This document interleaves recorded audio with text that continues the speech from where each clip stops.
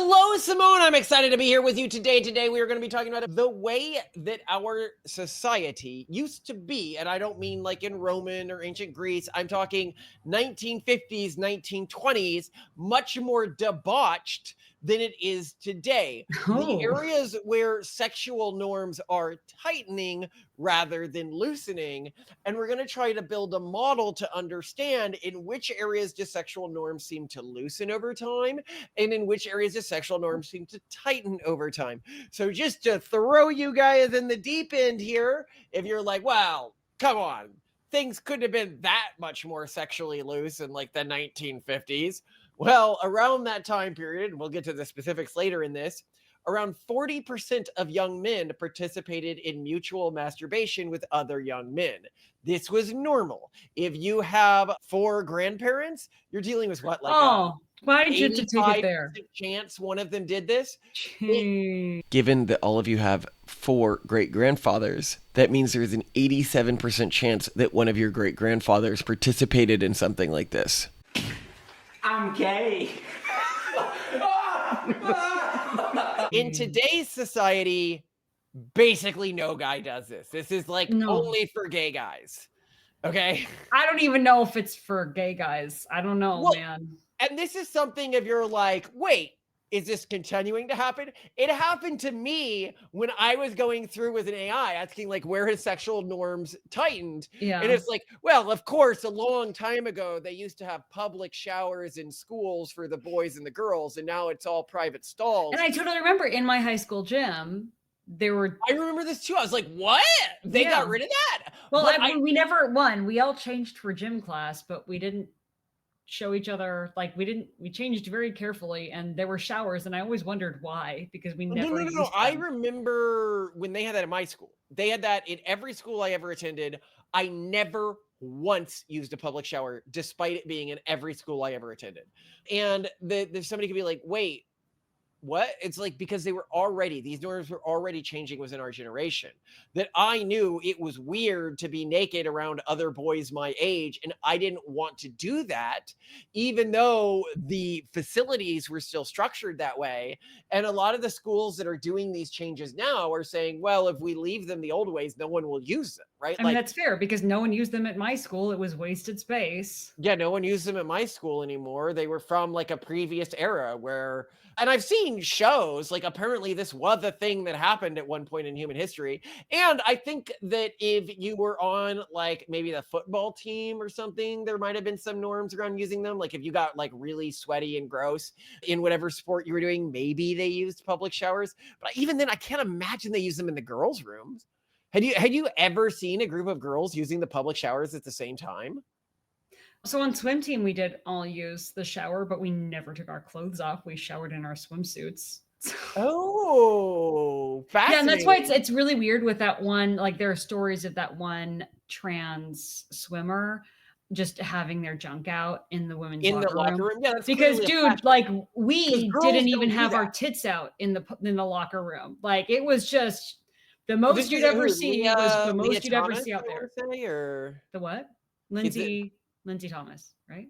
Leah Thomas? Leah Thomas. There we go. Yeah. So this individual, for people who don't know, this trans swimmer, they didn't have bottom surgery when they were doing all this. They were flashing underage girls in a swimming. Yeah, but also like at least where I went to school in California, which is pretty progressive, no one in the girls' locker room ever took off their clothes. Right, but when women, so even in camp, like when we were in camp together, all this, like, you know, there's all these like 80s movies of locker rooms and like, oh gosh, look, her body's so perfect, but also like men looking at sleepovers that teenage women were having as they were taking off their clothes and changing for bed, and oh my god, look at like how hot they are.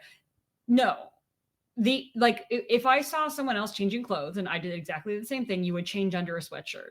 Period. I've never seen a peer put on a bra, for example. I've seen a peer put on a bra under a sweatshirt like 100 times, and I've done it myself 100. But like that's, I don't know. This is fascinating. Why are these social norms becoming more conservative in regards to I guess when you think about it, I didn't think about the fact that these 80s movies I watched had all these naked teens, and that I would never think of exposing myself in front of my peers. No, I would be so weird. I remember I went to my dad, and we'll talk about these naked sweat lodges and stuff like that used to be common. I went to my dad with one of the kids. I was like, this is weird. Like, you know, I don't care that this is like what men do. Like, this is weird. And a lot of these institutions just aren't as big as they used to be. But it's not just that. That's not the only area.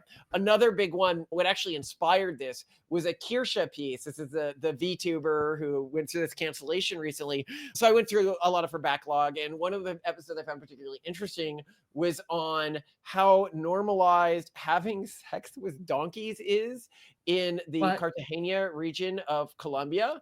Like, okay. Who's having sex with, are the donkeys having sex with each other? Or is it human? Men.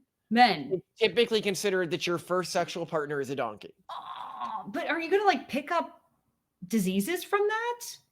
Apparently, do they wear protection? The women don't care, but most women in the region. I would worry and get like some kind of bacterial illness if my husband. Man, like, I don't care at all that you slept with a lot of women before we married. But if I'd known that you had stuck your dick in a donkey, I would have trouble. This is what Colombian women deal with in do they know? Do they know? That rare. Like, do they know? Lot of people were like, this is normalized within our country. What's wrong here? You are just. This community believed that males would not achieve competence in marriage unless they practice intercourse with a donkey. La zoofilia en el Caribe colombiano es una realidad. Por lo general no es, casi la mayoría de adolescentes, de jóvenes, tenían relaciones con las burras. Es más, para mí creo que fue un elemento de planificación familiar, porque si estos jóvenes no tuviesen tenido relación con burras, sino con niñas, las empreñaban. Casi todos nosotros, pues en mi época, teníamos relación con burras. Ya hoy, como el mundo avanza, ya es más libre las relaciones entre novios, pero en ese momento la burra era el consuelo de los jóvenes. Yo creo que costeño que se respete ha tenido relaciones con burras, sí, total. The coastal region of Colombia has been known for males making love to donkeys, but I expected this topic to be taboo. Hearing people talking about it so openly and with no shame. Like, they're not learning how to pleasure a woman. Like, I could get it. I think that like there's some tropes that like, okay, well, men should have some kind of sexual encounter before they, you know, have sex with their girlfriend or their wife so that they know how to please a woman and don't like embarrass themselves or like come too quickly. But this is different because they're not learning how to pleasure a donkey.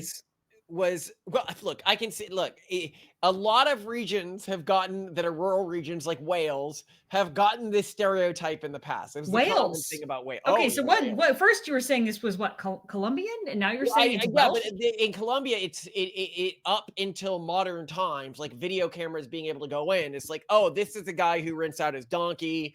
This is a regular thing in our community. Wales stopped doing this probably about I don't know, 3 years ago. What? Sorry, I'm joking. Mom. I'm joking. I think about 80 years ago or 50 years ago, it probably stopped in Wales. But, you know, I'm having some fun with our Welsh audience here.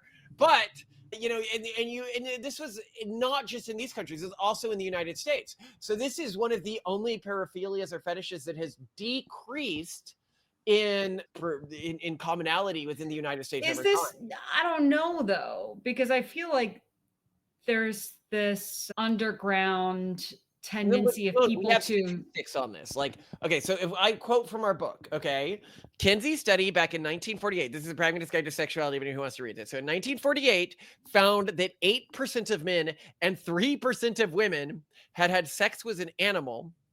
But with time, these numbers have dropped, with more recent studies showing them to be around 5% and 2% respectively, likely a product of lower access to animals in a more urban society. These numbers are fascinating when contrasted with our survey results, which suggest that only 6% of males and 2% of females are aroused by the idea of sex with an animal.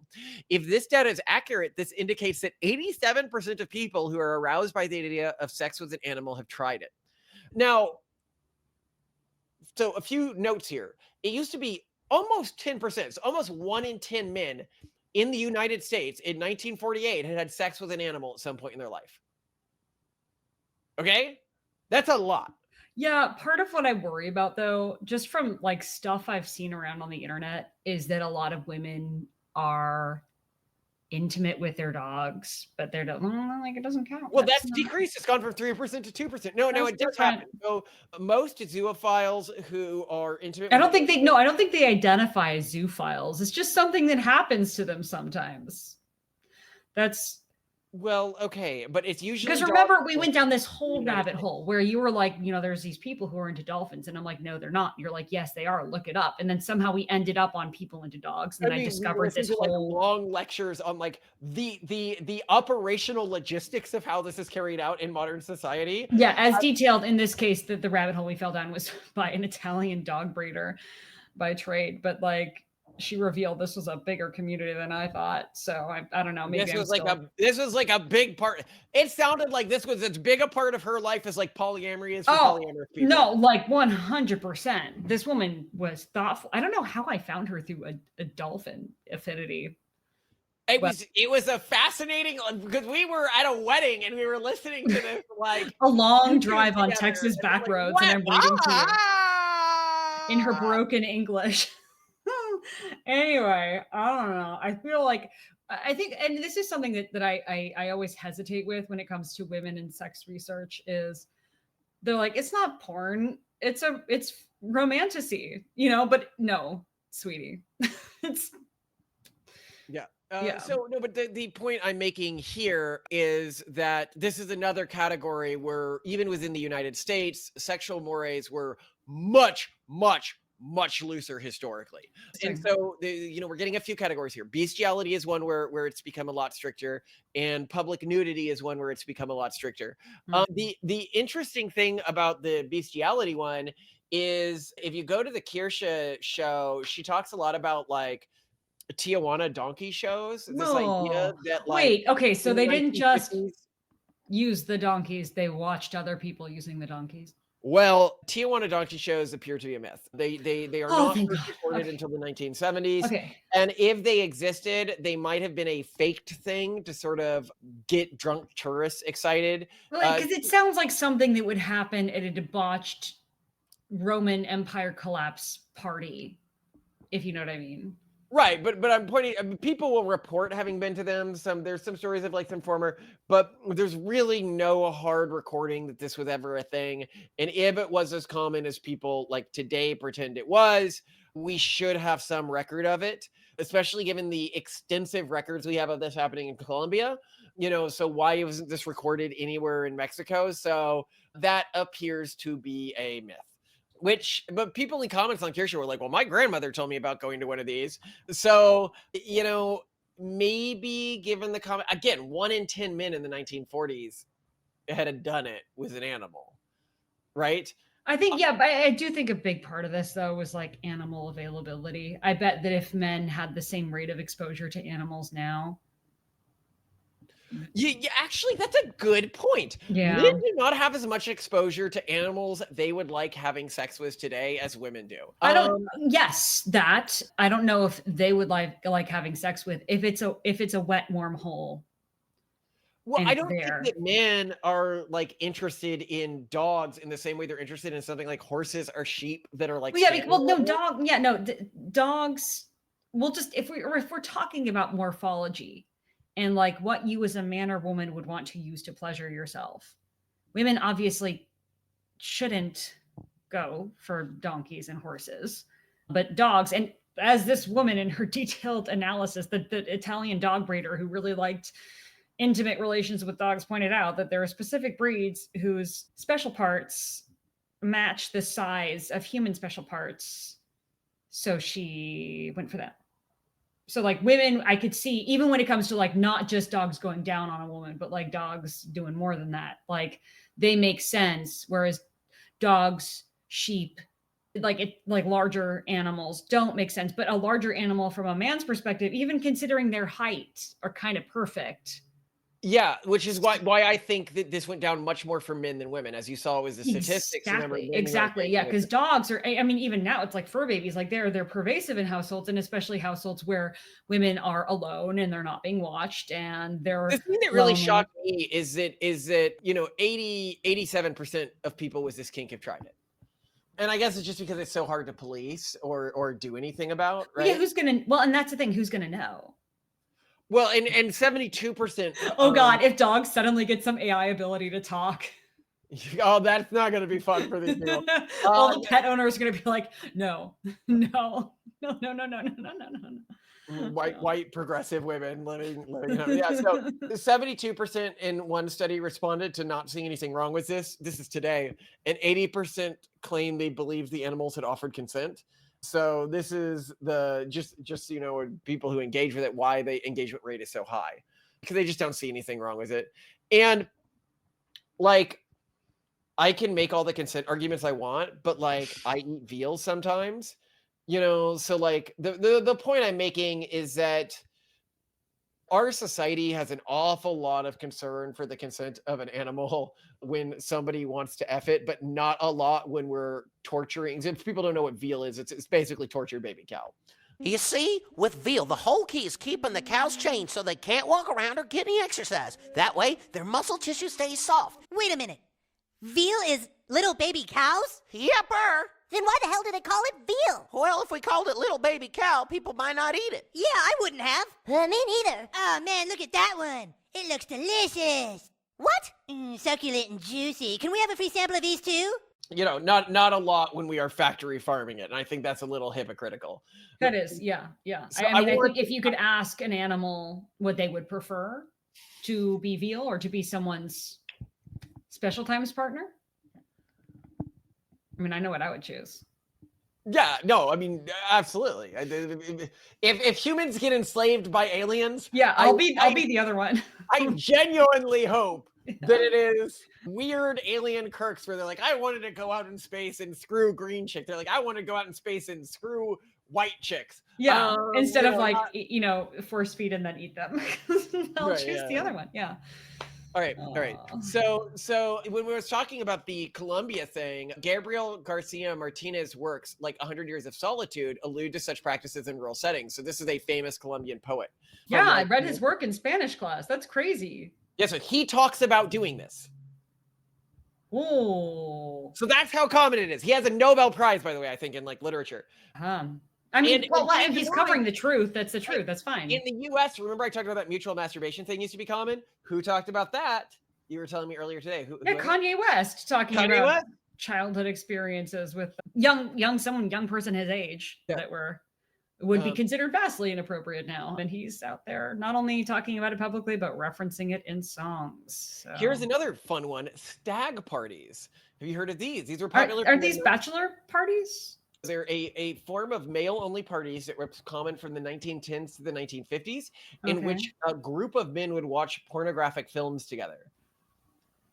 What? And 1950s projectionists recalled them as being a rite of passage at bachelor parties as well. So that's what I thought, bachelor parties. Yeah. Well, there's also a thing at bachelor parties. So there was a thing where you would hire strippers to come to your. This would like never happen today. The idea it still happens in movies. I don't know if it happens today or not. No. I did research to see if there's people are still doing it. This is still a thing that happens. And I mean, just think about it. Like, why would I cheat on my wife the day before I'm getting married? This requires like a dramatically different concept of marriage than the one we have in our society. I'm about to spend the rest of my life with someone I deeply care about. And so the last thing I want to do is sleep with somebody else. Like everyone involved in that should be like taking you aside and being like, dude, if you want to like see a bunch of like naked people right before you should probably rethink this thing. Doesn't no, but historically wives really were seen as like this ball and chain, or like this idea of like your life is restricted now, you're giving something up, you are enslaving yourself to your duty to humanity, right? And that's not why people get married anymore. Yeah. No, nobody does that. And so like think the cultural groups who get married today, like who is going to do like strippers at a bachelor party? You've got your I think it's more that your jerk friend, guy friend does it. because he's, the hosting it. People don't have group friends like that anymore. No, but I don't know. I mean, no, there are definitely different cultural groups in the US where, especially resentful guy friends might, bring in that just because they're resentful that their friend is being lost to them by some woman they think is wrong for their friend. I could see it. I could see it happening. I can see it. But also, I don't know how easy it is to even hire strippers anymore. But yeah, right. But the idea as well. I'm actually gonna like a bunch of men getting together and watching a pornographic film at the same time today, that would never happen. That is well against the sexual mores of our society today. Totally. Next one. Banana split strippers. We come to you. We come to you. Bachelor part, yeah, make it a night to remember. Hire our sexy strippers for the ultimate party. Hottest strippers in town. Delivered to your door. Okay. I mean, you can have a firefighter, police, or veteran. These seem for women. Doesn't seem like actual nudity. No. Testimonials and reviews. Do you have a Google review? No, they're showing women. Yeah, that's weird. Pocono's bachelor party strippers. I was asking AI if this is common now. So apparently it's not common, but it still exists somewhere. These are people production stag party female strippers. Stag parties still exist. That's wild. Yeah, offers the hottest female strippers and entertainers for fun stag parties. Customize your stag party for a memorable. Oh, bad girl number one. Whoa! Right here. Yeah, this could have been your experience, Malcolm. I admit that she looks like she's made of AI. And look at how much fun they're having with their solo cups and fezzes.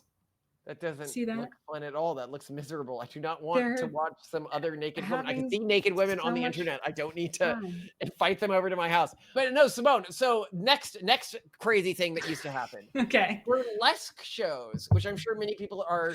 Oh yeah, Dita Von Teese. Like familiar with from the 1920s to 1950s. Yeah. And, there's still when we were in Vegas, Dita Von Teese had an active show in the hotel where we were staying. Yeah, but they don't actually strip anymore, as far as I know. She wears pasties. Oh, she does, yeah. Well, but I think it's more about the aesthetic. It's more like watching. When I go to a burlesque show today, I think I'm reliving a 1920s experience. I think you're there to be like, let me put on my smoking jacket costume and do this for fun. I don't think people are excited by it. Yeah. Well, you also have things like, what is it, like go-go dancers and stuff like that. What a lot of people don't know about go-go dancers. One of your friends did go-go dancing 2 years ago. For fun, but go-go dancing is like a way to be classy. I love this, women now are learning go-go dancing. So go-go dancing, historically, they wouldn't wear underwear. It was the reason they do the big foot movements and everything. You're thinking, no. You're thinking of the can. Can, that's what I'm thinking. Not yeah, go-go. So no, this is the can. Yeah, that's back in we're talking turn of the century, Moulin Rouge in Paris. The can is the dress where the women pull up their skirts and move their legs in unison. The reason why this was salacious was because they were wearing split drawers, and split drawers means that they're wearing pantaloons with an open. You can see their private parts when their dress flips up, and of course they're flipping their legs up so you can see everything. Go-go dancing is more of a dude-looking hot thing. But I think it's also maybe now more of a Sorry, I'm not familiar with my historical dances. I'm trying to do part of this from memory. Go. No, hold on. There's other crazy things that they did in the past. So when I dug a lot into go-go dancers, just entertain crowds at nightclubs, but it's not. I don't think it's not intentionally. It's not like a strip. They're just wearing very small pants as a man or woman. Well, here's a fun one that people don't know about. They can be like, well, in the past they weren't as debauched as they are today. They certainly didn't have anything like Rule 34, except we have things called Tilly and Mac books or Tijuana Bibles that were common from the 1920s to the 1950s, and you could buy in barber shops. And these would have things like Popeye having sex or Mickey and Minnie Mouse having sex. And they'd often include themes of BDSM or other sort of like subversive humorous themes. And at their height, there was about 1,000 different titles in active publication at a time. So this was very big, like maybe as big as the comic industry is today, given how much it's declined due to its wokeness. Like, wow. Well, even in the past, like people would, like a lot of the political cartoons were probably not even political cartoons. They were just people drawing known. No. So one of the, for and... example, a great one that came out, this was during the World War II, was a gay one where it was Stalin having sex with Hitler. No, so no, they did someone's OTP. Yeah, sure. Yeah. You could buy your book of Stalin effing Hitler in the 1950s or 40s barber shop. Just be like, hey, I want my barber shop. That's where they sold them out of. Yeah. Well, you could think of them as like community centers of the time period where people would go. Okay. Now let's discuss key parties. Have you ever heard of key parties?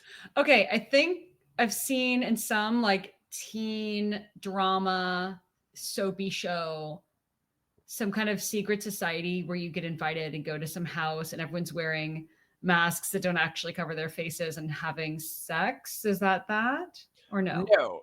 Key parties was something that was popular from the 1950s to the 1970s in the United States swinger culture, in which everyone would go to a party and they would put their keys in a bowl, and you would go when you were leaving, grab the keys from one of the opposite gender bowls and then sleep with whoever keys you grabbed. You'd be going back to their house. That was the idea. You don't want to roll the dice like that. That's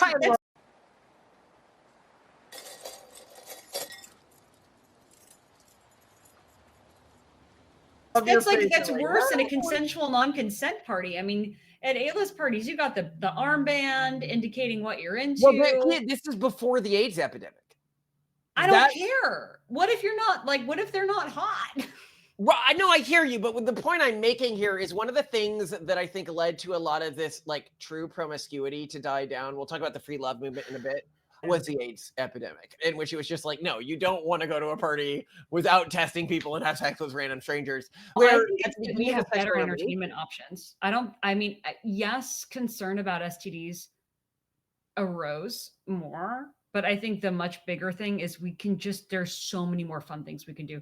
Consider that at this time, what did you have? Like occasional TV programs, if you had a TV, radio, like fishing, board games. People would invite you over to their house to play cards.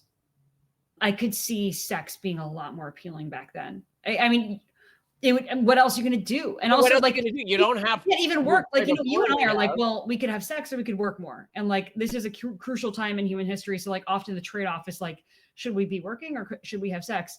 And like, even back then, like, husband, like wife is at home, husband finishes his 9 to 5. Like literally he doesn't have a telephone. Like he's not at the office. There's not that much work you can even do. He literally can't work if he wanted to. So when he does woodworking or sex, like, yeah, that's like. And I mean, sex is probably a little more interesting than woodworking. So like, yeah, I could totally see people turning to this. Because key parties, by the way, do not appear to have been a myth. In a 2008 Slate article, it cites interviews with 1970 swingers who confirmed key parties occurred. You would have to have a really trusting, and like you'd have to have a group where everyone just agreed. I think it'd have to be like this Secret Lives of Mormon Wives situation where like everyone is equally young and hot. We're all 7s to 10s here. One interview recalled a 1972 Ohio key party where couples used a bowl to swap partners. In the 1997 film, The Ice Storm portrays a key party in 1970s Connecticut, reflecting its cultural resonance through dramatization. A 2015 New York Post notes key parties were a fad between the 1960s and 70s of suburbanites. And a 2010 Village Voice interview with a retired Long Island couple described attending a 1969 key party, noting it was awkward but thrilling and involved 8 couples that knew each other socially. They emphasized it was a one-off experiment and not a regular practice. I think you're right. This is all, people who know each other. And who would all be like, there's no way it's going to happen if not everyone is like, I'm open to any of you. Because you're not going to play that game of roulette. Well, I mean, look at A-list parties. You can look at our video on like organizing orgies. They're so curated. And she works so hard to get the right mix of people, like all these things. And there's all these considerations. I mean, on one hand, like the key party, at least you don't have to worry about group dynamics. It's all one-on-one, but then it's also a little bit more risky that way because there's not the oversight in each individual private household. So yeah, but I could see, you know, especially if you're like, you know, a lot of these women are on benzos, like they're stay-at-home moms. They are tired of existing, you know, like I could see them just being like, screw it. Like just the thrill of not knowing who is going to come to your house could just like that's the rock bottom. No, I mean, like I think we see the end rot of this sort of mindset in movies like American Beauty and stuff like this, which was sort of the last era of like couples who had this sort of existential hatred for their lives and everything. I think that's why a lot of our generation hasn't gotten married, is we saw this in our parents. But like I look at I recently had my dad over, and he's just impossible to talk to. He's like, well, there's so many things that matter in life, like experiences. And I was like, no, the only thing that matters is what you do. You've got nothing left to live for. Now, this is not a nice thing to say to your dad, but I mean, I'm just like, but honestly, like our life, the weight of our life isn't the years we live or the indulgences that we participate in. It is what we do to make the world a better place for the next generation. And this as a concept just couldn't get through to a boomer, right? But I also think that at this time, as I was pointing out earlier, there weren't a lot of options for people to make the world a better place. So what are they going to do with their free time? And again, I there's so many things going on, right? Like testosterone levels are dropping, sex drive is dropping in general. People are off hormonally. So I think there's just less inherent little like endogenous chemical drive for sex now, but also we are more prudish. We are a lot more cautious. We are a lot more self-conscious. We are given so many alternatives that the opportunity cost of pursuing and having sex, even if sex is immediately available, is so high. Absolutely. So let's get to the mutual masturbation that was common in the 1950s. Men, or is this women? Like I would be so men. I have found no accounts of women doing this. But like a lot of men are, well, okay, actually a lot of men are not turned off by penises in your data, right? They were like, yeah, they were okay with it. Like this is weird. I would have found this to be the most disgusting thing ever. Like I mean, but anyway, I don't know. Like, is it a cultural thing, or people like? It's a cultural thing. I think it was just so normalized that this is the way that you did things. So to go over some anecdotes here, because I find it pretty interesting. Okay. Kinsey's data suggested mutual masturbation was common among pubescent boys in contexts like sleepovers in locker rooms. He noted it was typically non-romantic. At school? Locker rooms? Yes, by curiosity or competition, and they were quote unquote called circle jerks. I remember I read an account of one of these, and when he says competition, he means that literally. Apparently, the like who comes faster, what, or who's bigger? Whose cum goes farther was like one of the things that they wild. I wonder how far, like, is there a Guinness Book of World Records for like? I don't know, but I remember the person who wrote this story. This was in a book that I was given on like sexuality as a kid, and it was somebody talking about their own early sexual experiences. Okay. And they were like, "I dreamed that one day I could build like an erector set or something that could make mine go even further." Like because anything can be solved with technology. It's the physics, yeah. Well, how were you aiming during the strokes? Yeah, you gotta get that perfect. This is it. Playing what was that old game that we played? Mine. You shot like. Yeah, I know what you're talking about. Yeah, there's this old game shot where cannonballs to try to hit the So a 2004 Journal of Sex Research article cites 1950s oral histories where men recalled mutual masturbation as a quote unquote normal part of adolescence, often in rural or segregated settings with limited female interaction. But wait, hold on. I'm trying to think about these circle jerks. The men have to be turned on. Like you can't just be like hard just thinking about being the man to come the furthest. No, they'd be like, can you just get off like without being turned on as a guy? I think like, I'm trying to think of how this works. Okay.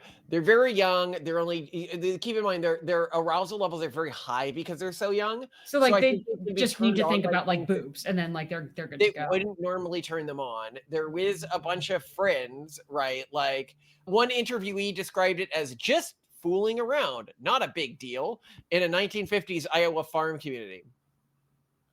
They have access to the animals. So I'm sure mutual masturbation was like tame. In a 2015 Reddit thread, r Ask Historians featured a user recalling their grandfather's stories of a 1950s circle jerks at a Pennsylvania summer camp, describing it as a competitive game among boys, not sexualized, but just what kids did. It seems cooler to me when it's competitive. Like I'm a lot more interested in this sport of how far can you come.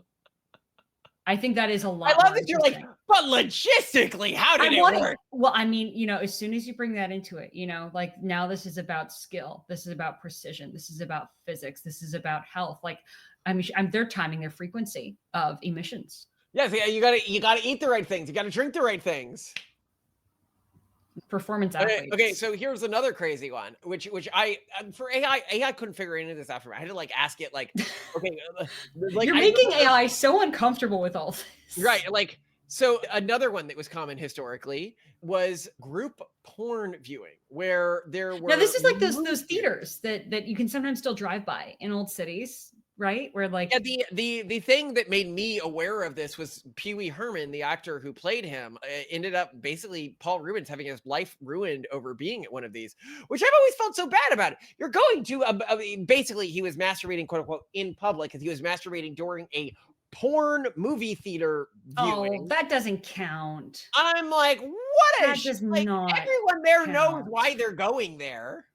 Yeah. Actually, I mean, if you're not allowed to masturbate in those movie theaters. A post article quotes sex therapist Hoffer questioning police priorities. What do they expect is happening at these movie theaters? Men attend those movies to become aroused. Like that was, but you wouldn't do this today. No one would do this today. Like, I mean, maybe they still exist for like octogenarians or something, but like, I can't imagine people of our generation being like, well, I could watch porn on the internet, or I could go to a movie theater and masturbate in a room full of other men masturbating. Yeah, I don't know about this, man. By the way, if you're wondering what was the film that got him in trouble, it was Catalina 5-0 Tiger Shark, Nurse Nancy, and Turn Up the Heat. Because I needed to know that. It was in 1991, July 26, at the South Trails Cinema.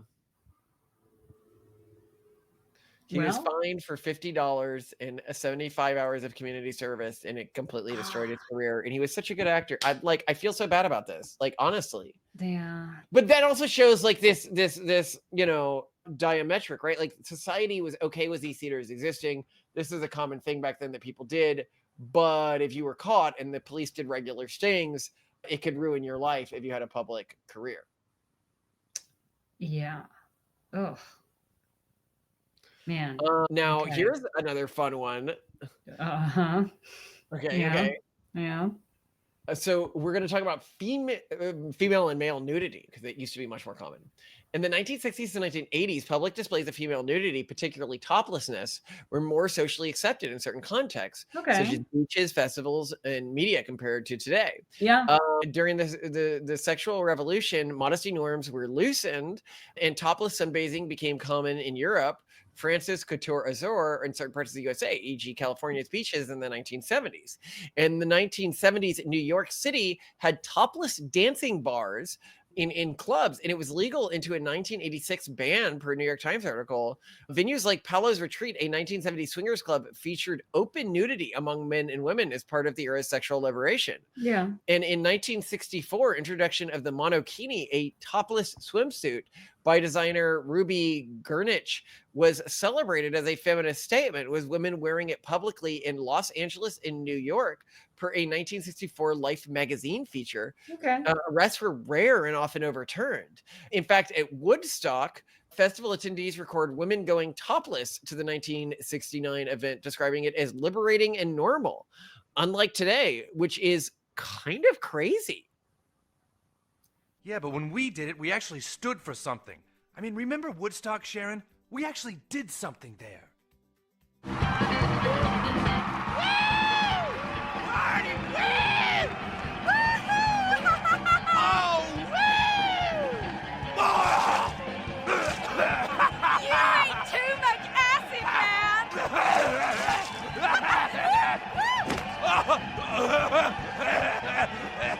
Yeah, I mean, as you and I grew up, I remember a whole lot more nudity, and I do. I remember. I know for a fact. I remember like the allure of all of this, like nudist communes. It's not that they don't still exist, but it's a significantly smaller community. Well, I think now it's sexualized, whereas before it was more normal, or like even just families, like your parents sometimes wouldn't bother to put swimsuits on you, and that my parents too.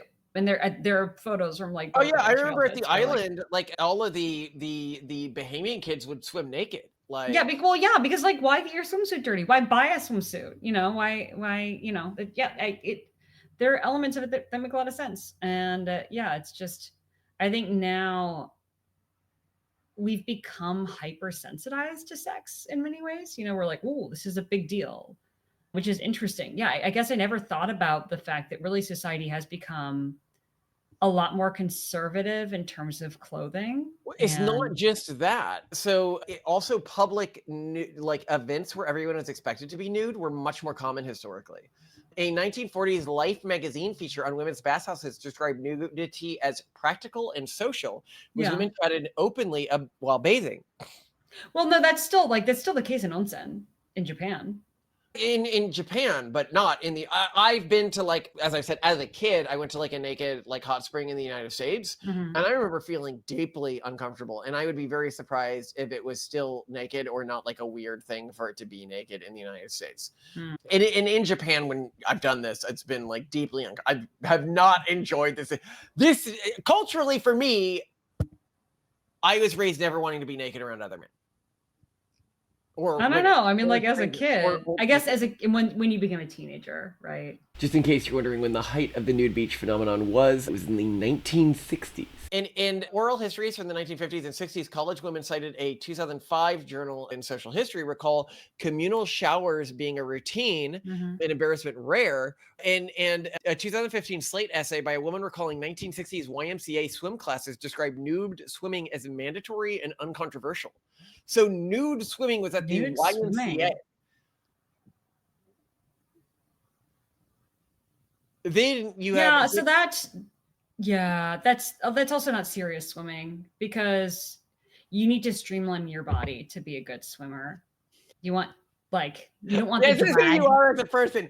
You're immediately thinking of the practical concern. Well, no, it's true. Like you don't all you do as a competitive swimmer to like, in terms of what you're thinking about with your body, is how do I eliminate drag? You're doing that with your form, and you're doing that with like tight swimsuits. But I mean, like, you've seen how much like modern like Olympians are compared to like historic Olympians, and like you know, like historic Olympians is like a somersault. Ah! Yeah. And today it's like I broke my leg and kept going. Yeah, no, it's amazing how athletes have just made everything crazy. Also the hippie community. So if you look at things like California Sandstone Retreat from 1968 to 1976, it encouraged open sexuality with men and women engaging in group sex and partner sharing as a rejection of monogamous norms per 1972 feature.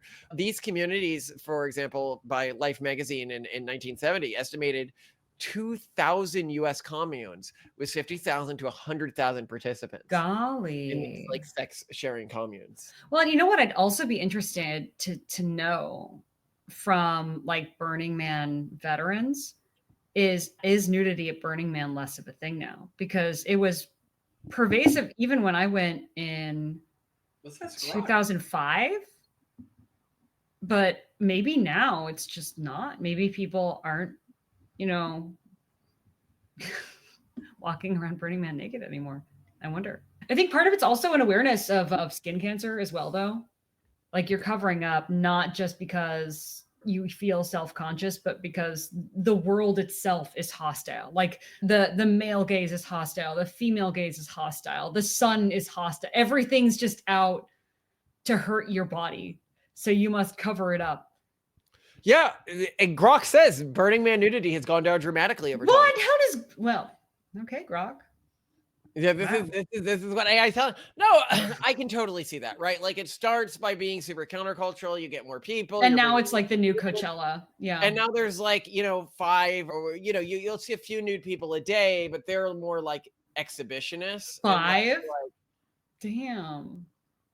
How many did you see when you were there? A lot. And it was all like kids were running around naked like little wild animals, and adults. And I mean, the really refreshing thing about Burning Man when I went in 2005 or 4 or 5 was that the naked people weren't ugly. Because in all the other contexts in which I typically saw naked people, they were exhibitionists in during like Pride Month in San Francisco or something, and quite often they were not attractive. They were. Oh my god, I remember going. What was it? The Folsom Street Fair. I used to. Yeah, and then you're just like you're not typically like though.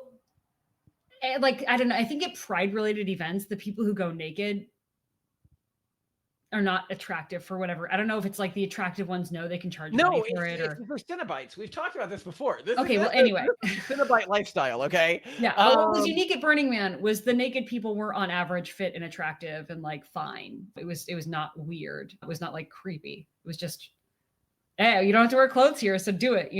I wear clothes. For the record. But I guess if we're looking for where has society become more sexually restrictive over time, I think it's a few areas. One is areas in which men used to have to find other ways to get off, or used to have a larger domain of ways to get off before online porn. Like before online porn was normalized, it was what were your options? A freaking magazine, a comic book that you had to use 5 times. I'm gonna go to my barber and ask for Rule 34. I'm gonna ask my friends, hey, you want to do the jack off competition? Like, I think that a lot of this is just like there's other things to access now. I think another thing is that genuinely the idea of being nude around same gender peers has become dramatically less normalized. And Malcolm, the idea of being around peers has become far less normalized. People don't hang out with friends physically. Why be nude around them, right? Like, yeah. So I think that that's been a big part of what we've seen. I think access to animals, but also sexual restrictions around morality have become more normalized instead of sexual restrictions for just the sake of restriction, where you have to deal with like the consent of an animal or something like that. And again, I'll never understand people be like, well, the animal, the cow doesn't consent that I ate it. Like, I'm sure it was dramatically more concerned about that than anything else. I don't want to be seen as like arguing for this stuff because I have no horse in this. I do not. Of all the things, I do not. Yeah, you're into stuff, but this is not one of them. This is not the stuff. Yeah. But I don't. So also, just when it comes back to zoophilia, I don't know how much people are really into zoophilia as they are into like, I just don't have to talk with a human for this. That's what a lot of them say. It's that they don't have to deal with judgment. And like it's not that they would like to have sex with an animal. Trend of like white. But now we have real dolls. We have fleshlights and real dolls, and I feel like they were the original fleshlights and real dolls. Now we have them. So large dogs are the real dogs for progressive white women. There were specific breeds. They weren't necessarily. They were larger dogs. But like she like remember she had like paw choice. She's like, well, you got to be careful about the claws and like, oh god. I love how much this stresses you. It burned into my. I don't know why we looked into that.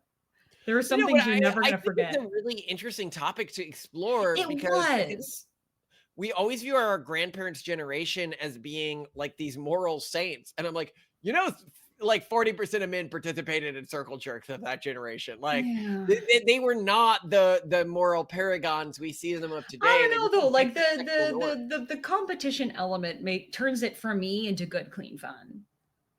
Well, it's making fun of your body. I guess what I'm saying is when I say deviants in their own, they were deviants in their own ways, but they were wholesome within their own communities because it's so to me, like in the age of King Louis No, Marie Antoinette. Sorry, I'm mixing up my eras.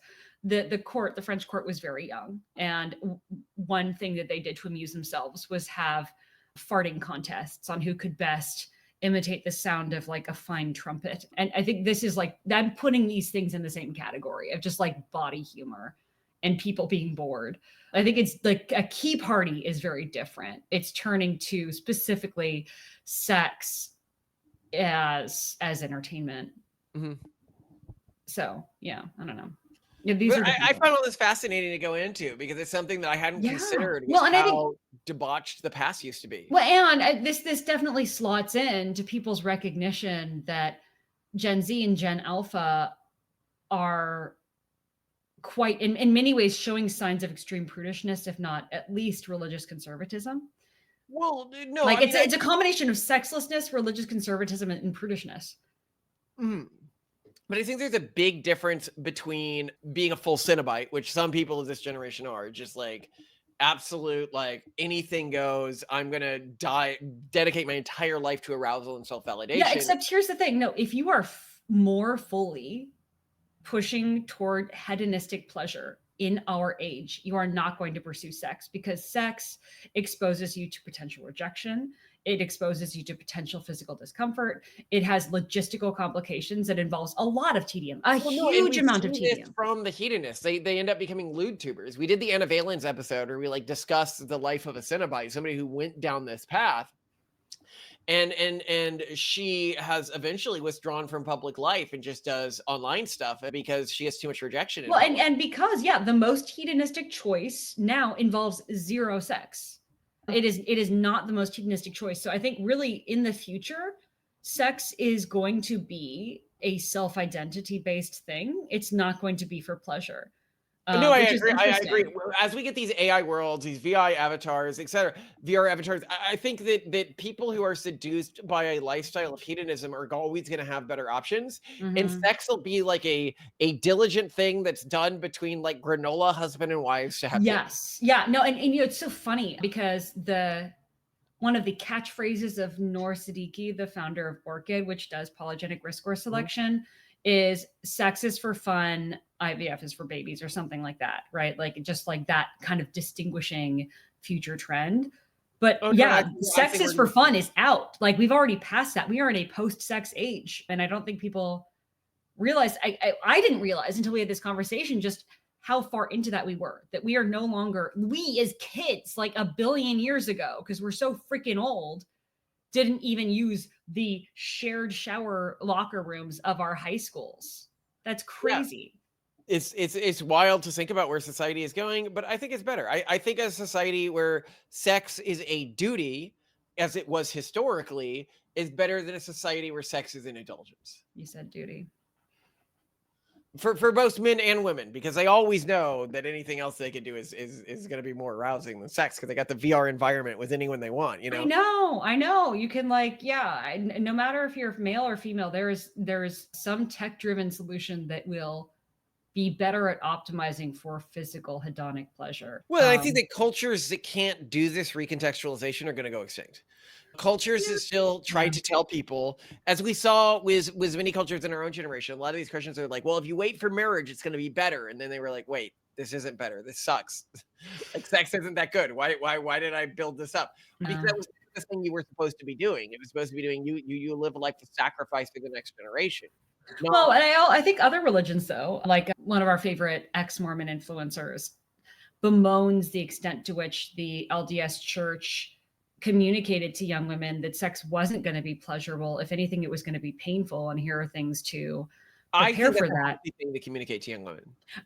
I don't disagree with you, but what I'm saying is that, like, I don't think it has even been a pervasive sexual strategy of Christian denominations or religious denominations to say that sex is for pleasure. I think that, for most people, it's just like, no. But it's been a recent thing where some Christians have tried to catch up with the secular world by being like, you do it our way, it's better. And it's like, no, come on, it's a duty. Yeah. And it's an unnecessary duty. It's so fun when our sons ask us, like, where did I come from? Like I've explained this to them. Like I've had conversations with our kids when they like ask us, like, well, okay, so, this is how, animals and some humans make other humans. Mommy and daddy took parts of them using medical science and had technicians in a lab combine them. And I show them videos of embryologists. Like God did for Jesus. Yeah.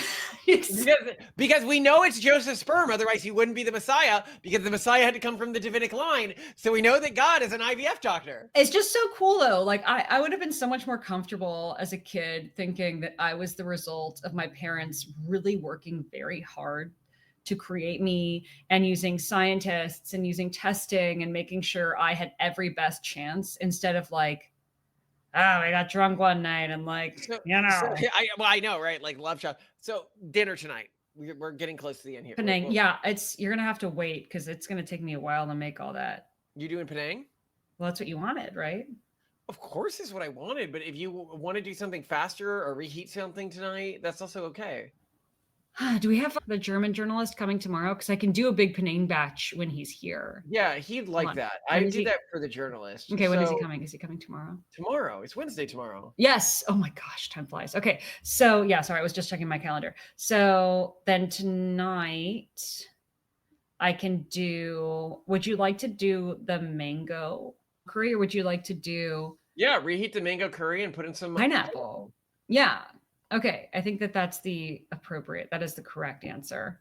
I saw in comments from yesterday's or today's episode that ran, they were just like, just say what you're having for dinner. What are you having for dinner?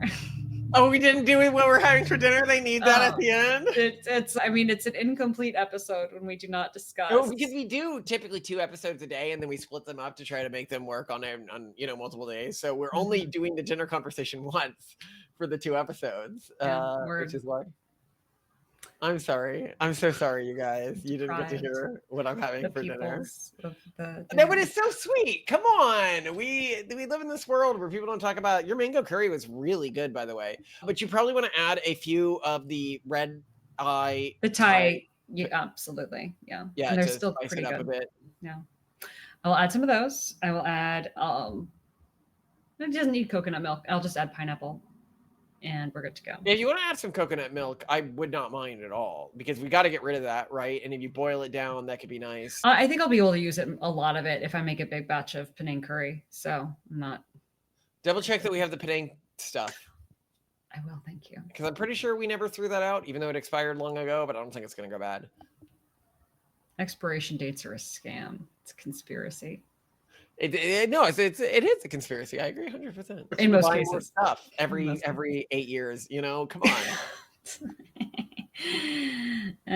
You say that, and yet you only expired things, and I just eat my way through them, and I'm super okay with that because she eats expired milk. Like milk does expire. My stomach is made out of like steel. I feel nothing. I'm like, we are actually like ravenous, like the backwoods monsters. Like you eating like actively inspired food. I am always shocked. I'm like, if society understood like what you and I actually are biologically, they'd be like, oh, they can mimic polite society, but they are not polite society. I love it. You can tell it when you see our children playing out, these like wild raccoons, and they're like, oh, that's what you are. No, I see the kid who we like will send to take care of them, like running from them, and then like the oldest will like jump on him, and then the rest pounce on him as he falls over. And I feel so bad. Yeah, that's pretty funny though. I'm like, oh no, it's a gang. It's a gang of Collinses going after him. It's just how they show love. It's just, yeah. Anyway, no, it's not. It's how they troll people. They understand. I see in our kids. Titan especially, she always starts it. Love you too. Well, so you remember how I pointed out that one of our podcast listeners was telling me like, oh, it was the legalization of gay marriage that caused all of this DEI and trans stuff to explode, and the Catholic community saw it coming, and that's one of the big reasons why they were fighting against it.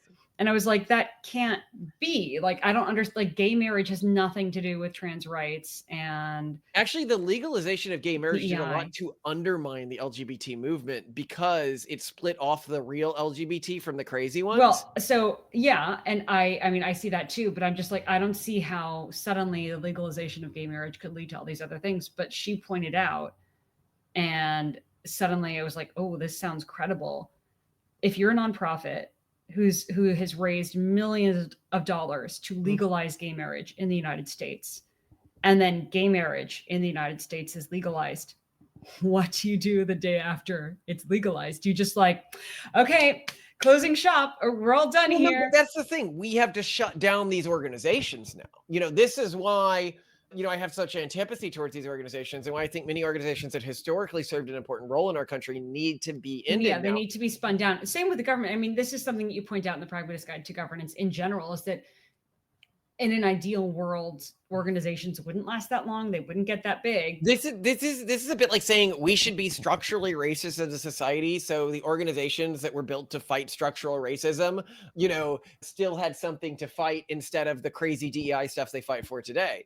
Well, it's like, no, we should fix structural racism so they have no reason to exist. Yeah, and then wind them down. Yeah, because they don't need to exist anymore. But so I was like, okay, but did this actually happen? Did the nonprofits that decided that they wanted to continue to exist then switch to promoting trans rights and DEI? And so I asked Perplexity to do deep research on this using, I love that Perplexity Pro, premium AI services are great. And indeed, after the legalization of gay marriage in the United States in 2015, many nonprofits and advocacy organizations that had focused on marriage equality shifted their attention and resources to a range of other pressing issues affecting the LGBTQ plus community.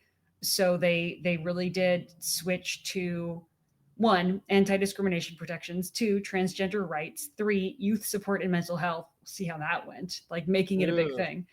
Racial and economic justice, elder support, which, okay, I'm fine with, HIV, AIDS, and health advocacy, and community buildings. So they also gave a table of example organizations and their evolving missions.